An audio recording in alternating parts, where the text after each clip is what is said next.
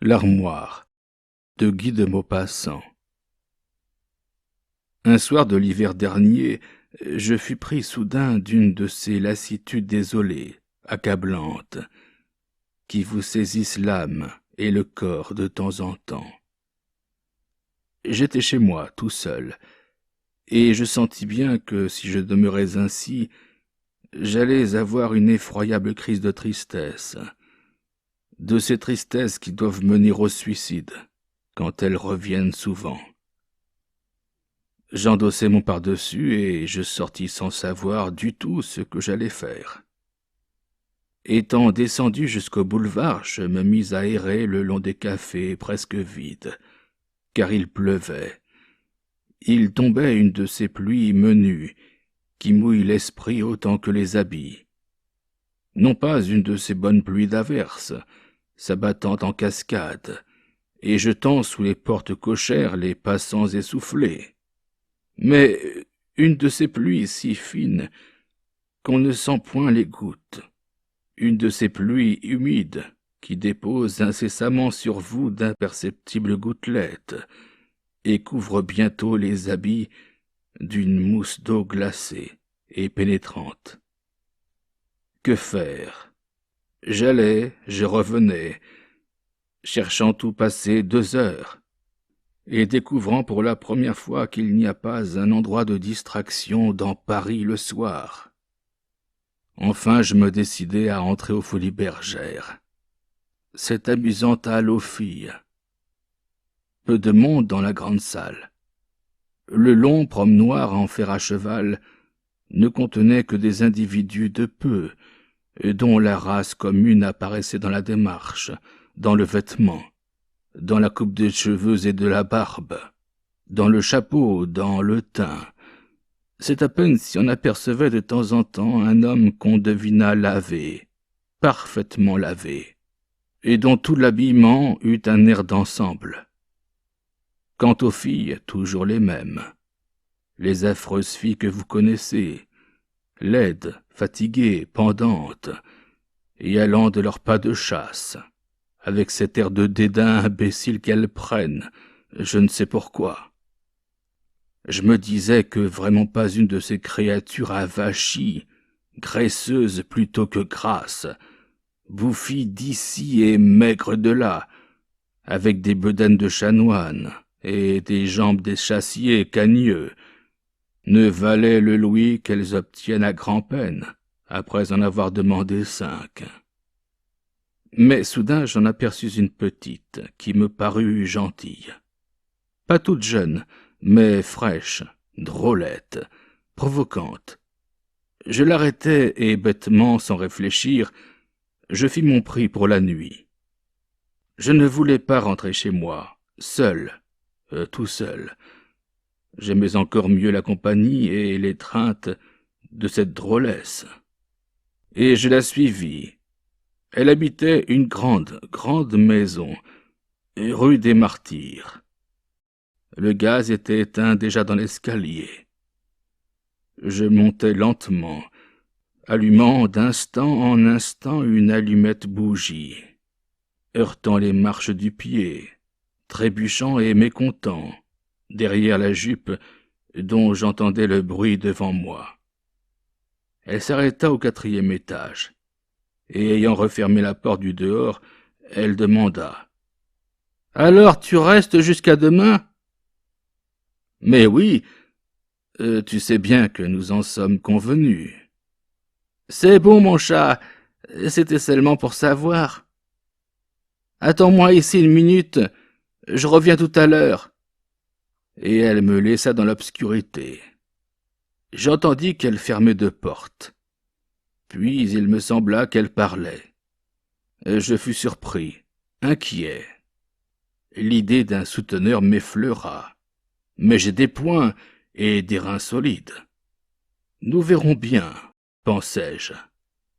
J'écoutais de toute l'attention de mon oreille et de mon esprit. On remuait, on marchait, doucement, avec de grandes précautions. Puis une autre porte fut ouverte, et il me sembla bien que j'entendais encore parler, mais tout bas. Elle revint, portant une bougie allumée. « Tu peux entrer, » dit-elle. Ce tutoiement était une prise de possession. J'entrai, et après avoir traversé une salle à manger où il était visible qu'on ne mangeait jamais, je pénétrai dans la chambre de toutes les filles. La chambre meublée, avec les rideaux de reps, et l'édredon de soie ponceau, tigré de taches suspectes. Elle reprit. « Mets-toi à ton aise, mon chat. » J'inspectai l'appartement d'un œil soupçonneux. Rien, cependant, ne me paraissait inquiétant. Elle se déshabilla si vite qu'elle fut au lit, avant que j'eus ôté mon pardessus. Elle se mit à rire. « Eh bien, qu'est-ce que tu as? Es-tu changé en statue de sel? Voyons, dépêche-toi !» Je l'imitai et je la rejoignis. 5 minutes plus tard, j'avais une envie folle de me rhabiller et de partir. Mais cette lassitude accablante qui m'avait saisi chez moi me retenait, m'enlevait toute force pour remuer, et je restais malgré le dégoût qui me prenait dans ce lit public.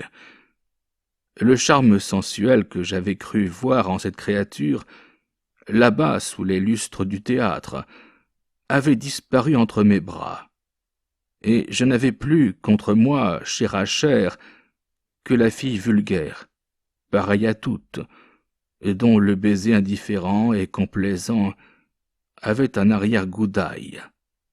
Je me mis à lui parler. « Y a-t-il longtemps que tu habites ici ?»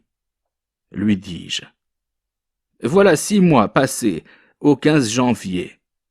Où étais-tu avant ça ? » « J'étais rue Clausel. Mais la concierge m'a fait des misères et j'ai donné congé. » Et elle se mit à me raconter une interminable histoire de portière qui avait fait des potins sur elle. Mais tout à coup, j'entendis remuer tout près de nous. Ça avait été d'abord un soupir, puis un bruit léger, mais distinct, comme si quelqu'un s'était retourné sur une chaise. Je m'assis brusquement dans le lit et je demandai.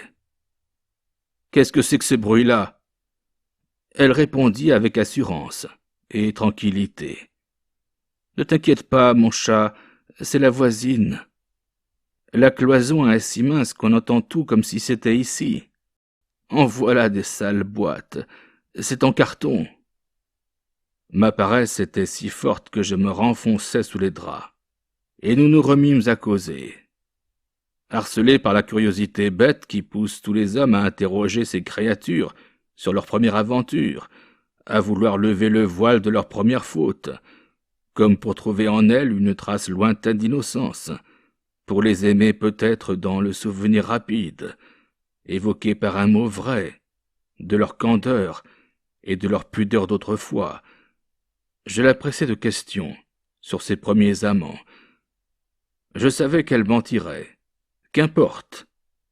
Parmi tous ces mensonges, je découvrirais peut-être une chose sincère et touchante. Voyons, dis-moi qui c'était. C'était un canotier, mon chat. Ah, raconte-moi. Où étiez-vous? J'étais à Argenteuil. Qu'est-ce que tu faisais? J'étais bonne dans un restaurant. Quel restaurant? Au Marin d'eau douce. Le connais-tu? Parbleu, chez Bonenfant? Oui, c'est ça. Et comment a-t-il fait la cour, ce canotier? Pendant que je faisais son lit, il m'a forcé. Mais brusquement, je me rappelais la théorie d'un médecin de mes amis, un médecin observateur et philosophe, qu'un service constant dans un grand hôpital met en rapport quotidien avec des filles mères et des filles publiques, avec toutes les hontes et toutes les misères des femmes, des pauvres femmes devenues la proie affreuse du mal errant, avec de l'argent dans sa poche. Toujours, me disait-il, toujours une fille est débauchée par un homme de sa classe et de sa condition.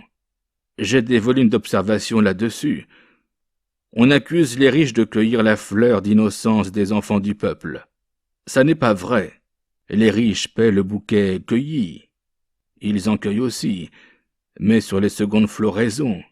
Ils ne les coupent jamais sur la première. » Alors me tournant vers ma compagne, je me mis à rire.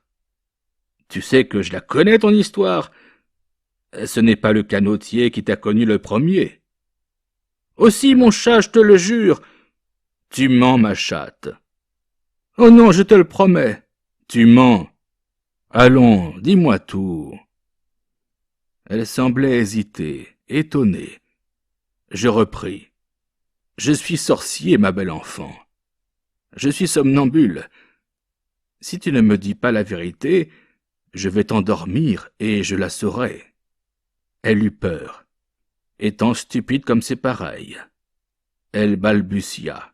« Comment l'as-tu deviné ?» Je repris. « Allons, parle. » Oh, la première fois, ça ne fut presque rien. C'était à la fête du pays. On avait fait venir un chef d'extra, Monsieur Alexandre. Dès qu'il est arrivé, il a fait tout ce qu'il a voulu dans la maison. Il commandait à tout le monde, au patron, à la patronne, comme s'il avait été un roi. C'était un grand bel homme qui ne tenait pas en place devant son fourneau. Il criait toujours « Allons du beurre, des œufs, du madère !» Et il fallait lui apporter ça tout de suite en courant. Ou bien il se fâchait, et il vous en disait à vous faire rougir jusque sous les jupes. Quand la journée fut finie, il se mit à fumer sa pipe devant la porte. Et comme je passais contre lui avec une pile d'assiettes, il me dit comme ça. « Allons, la gosse, viens-t'en jusqu'au bord de l'eau pour me montrer le pays. » Moi j'y allais, comme une sotte. Et à peine que nous avons été sur la rive, il m'a forcé si vite que je n'ai même pas su ce qu'il faisait. Et puis il est parti par le train de 9 heures. Je ne l'ai pas revu après ça. Je demandai. « C'est tout ?» Elle bégaya. « Oh, je crois bien que c'est à lui, Florentin. »« Qui c'est, Florentin ?»« C'est mon petit. »« Ah, très bien. Et tu as fait croire au canotier qu'il en était le père, n'est-ce pas ?»« Pardi, il avait de l'argent, le canotier. »« Oui, il m'a laissé une rente de 300 francs sur la tête de Florentin. » Je commençais à m'amuser. Je repris. « Très bien, ma fille. C'est très bien. Vous êtes toute moins bête qu'on ne croit, tout de même. Et quel âge a-t-il, Florentin, maintenant ?» Elle reprit. « V'là qu'il a 12 ans. Il fera sa première communion au printemps. »« C'est parfait. Et depuis ça, tu fais ton métier en conscience. » Elle soupira, résignée. « On fait ce qu'on peut. » Mais un grand bruit partit de la chambre même, me fit sauter du lit d'un bond. Le bruit d'un corps tombant et se relevant avec des tâtonnements de mains sur un mur. J'avais saisi la bougie et je regardais autour de moi, effaré et furieux. Elle s'était levée aussi, essayant de me retenir, de m'arrêter en murmurant. « Ce n'est rien, mon chat. Je t'assure que ça n'est rien. » Mais j'avais découvert, moi, de quel côté était parti ce bruit étrange. J'allai droit vers une porte cachée, à la tête de notre lit, et je l'ouvris brusquement. Et j'aperçus, tremblant, ouvrant sur moi des yeux effarés et brillants, un pauvre petit garçon, pâle et maigre, assis à côté d'une grande chaise de paille, d'où il venait de tomber. Dès qu'il m'aperçut, il se mit à pleurer, et ouvrant les bras vers sa mère. « Ce n'est pas ma faute, maman. Ce n'est pas ma faute. Je m'étais endormi et j'ai tombé. Faut pas me gronder. Ça n'est pas ma faute. » Je me retournai vers la femme, et je prononçai. « Qu'est-ce que ça veut dire ?» Elle semblait confuse et désolée. Elle articula, d'une voix entrecoupée. « Qu'est-ce que tu veux? Je ne gagne pas assez pour le mettre en pension, moi. Il faut bien que je le garde, et je n'ai pas de quoi me payer une chambre de plus, pardi. Il couche avec moi quand j'ai personne. Quand on vient pour 1 heure ou 2, il peut bien rester dans l'armoire. Il se tient tranquille. Il connaît ça. Mais quand on reste toute la nuit, comme toi, ça lui fatigue les reins de dormir sur une chaise à cet enfant. Ça n'est pas sa faute non plus. Je voudrais bien t'y voir, toi. Dormir toute la nuit sur une chaise. Tu m'en dirais des nouvelles. Elle se fâchait, s'animait, criait. L'enfant pleurait toujours. Un pauvre enfant chétif et timide. Oui, c'était bien l'enfant de l'armoire froide et sombre. L'enfant qui revenait de temps en temps reprendre un peu de chaleur, dans la couche, un instant vide. Moi aussi j'avais envie de pleurer, et je rentrais coucher chez moi. 16 décembre 1884.